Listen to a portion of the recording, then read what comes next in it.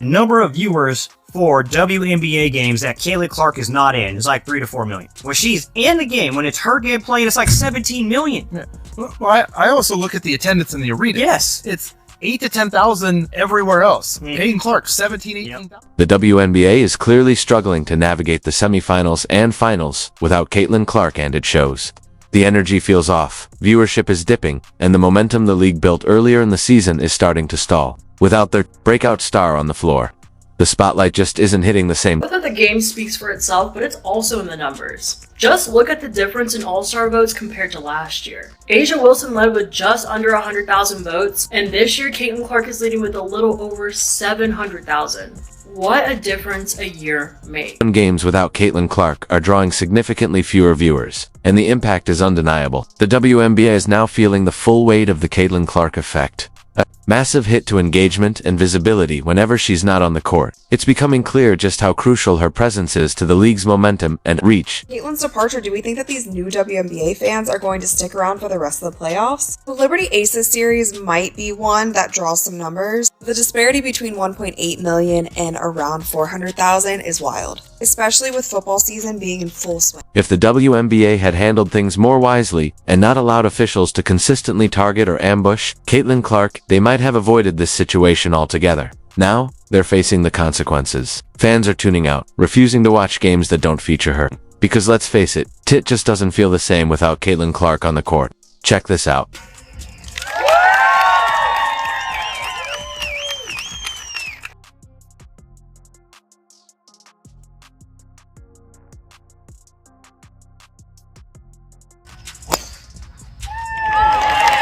Clark went out for a round of golf, and fans still showed up in big numbers. It's clear if she were still in the playoffs, the WNBA would be bigger than ever right now. All the women that have been calling for the equality, and now that there is the chance for them to start getting paid more because the exposure's up. Because it's her, you have people like, what's her name, Jamelia Hill, or what? I can't stand her. Yeah. You got these women who are coming on here, and they're saying it's because she's... Caitlin faced plenty of adversity throughout the season, criticism from fans, media, and analysts all trying to bring her down, but she never cracked. Whether in press conferences or on the court, she stayed composed in tough environments and dominated the league. While Caitlin kept showing up and showing out, her critics scrambled for every excuse imaginable to discredit a generational talent. I don't know if I'm going to put Caitlin Clark on the USA team. If we put Caitlin Clark on the roster, we're going to get tens or even hundreds of millions of fans to watch our game. And we sell out every game, even our exhibition games. Those things just don't matter. Women's basketball has never been about millions of people watching or selling out arenas. Come on now, give me some good reason. Caitlin Clark just scored 30 points, 8 rebounds, 6 assists in front of 20,000 people. And in that game, she tied the rookie record with 7 made 3-pointers. I just don't see how those stats are important. I mean, she missed USA tryouts in April. Yeah, that's because she was playing for a college national championship. She couldn't do anything about that. That's not her fault. I'm just saying she could have been at USA tryouts if she actually took the... Caitlin Clark has left an undeniable mark on the WNBA,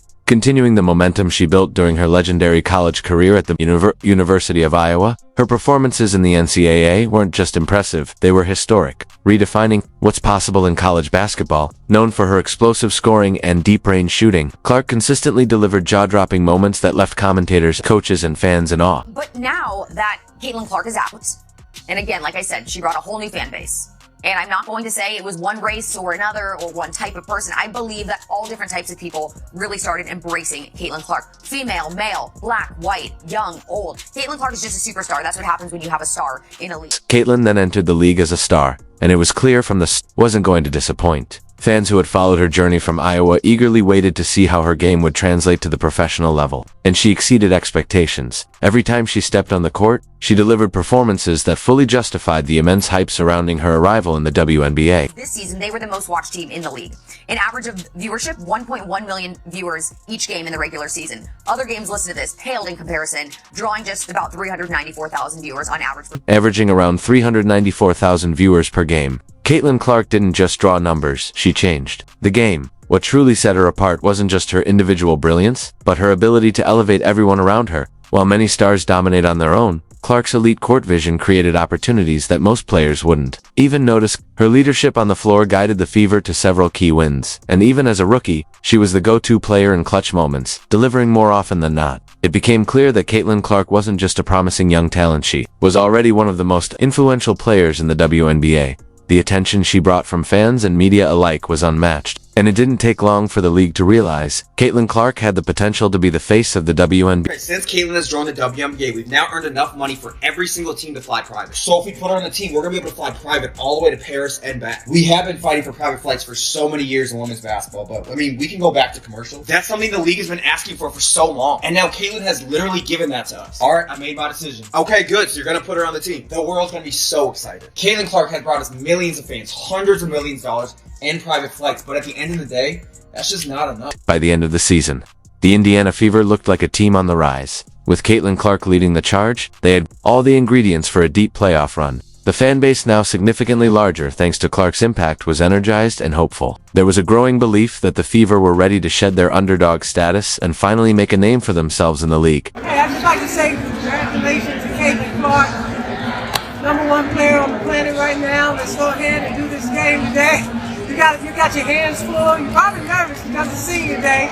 It's the last one here, but this crowd's gonna carry you through. So just keep focused. I know as soon as you drop that first three, it's gonna be all over. However, the best-of-3 format in the first round of the playoffs quickly shattered those hopes. The Fever were matched up against the Connecticut Sun, a seasoned, playoff-tested team with far more experience in high-pressure moments. While Indiana had the talent and momentum to compete, the unforgiving format left no margin for error. In the end, the short series worked against them, and the Fever fell short, bringing Caitlin Clark's rookie playoff run to an early end. I talked to the GM and I said, Darius, let's go back to let's have one game in Indy. He said, there is no way I'm going to do anything to allow my team to get out of this arena. I said, well, I'll come in. I said, we will have 19,000 people ready for you. He said, I don't want to go back to Indy.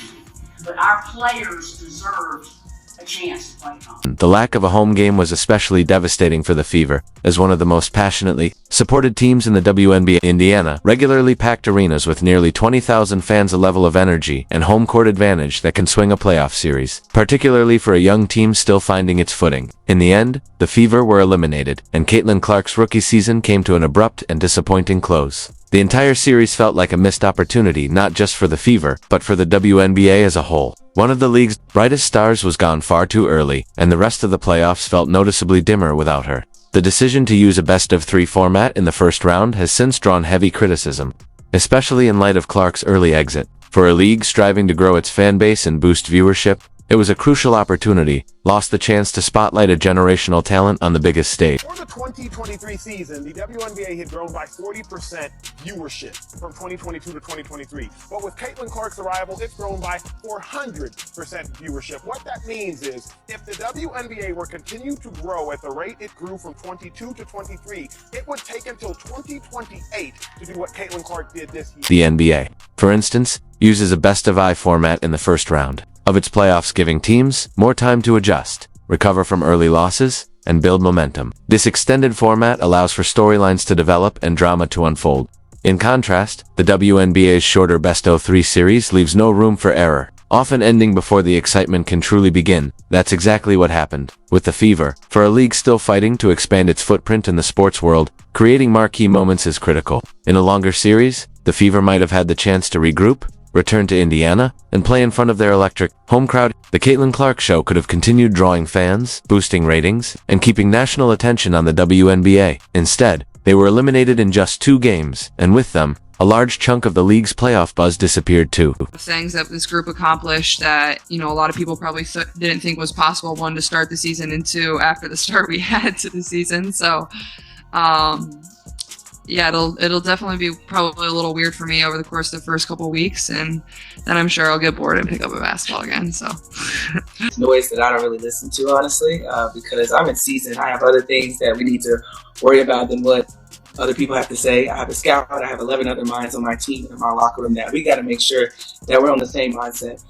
So I really can't give you the best answer on that because I really don't pay any attention. Hey, I'd just like to say congratulations to Caitlin Clark, #1 player on the planet right now. Let's go ahead and do this game today. You got your hands full. You're probably nervous because it's senior day. It's the last one here, but this crowd's gonna carry you through. So just keep focused. I know as soon as you drop that first three, it's gonna be all over. I feel like after the break, I still don't think she's dominating, but she's a different player than she was in the first half of the season. Caitlin Clark is box office. She is a star. But you've known they were coming for you when you were waving your hands in your face to mock Caitlin Clark when you were beating her for the national championship. And so you knew they were going to come for you. You had to know that. At that point, some of us felt like maybe she hadn't proved it in the WNBA, but at this point, she certainly has. Bad guy say, me and you, we were talking about this girl, Caitlin Clark.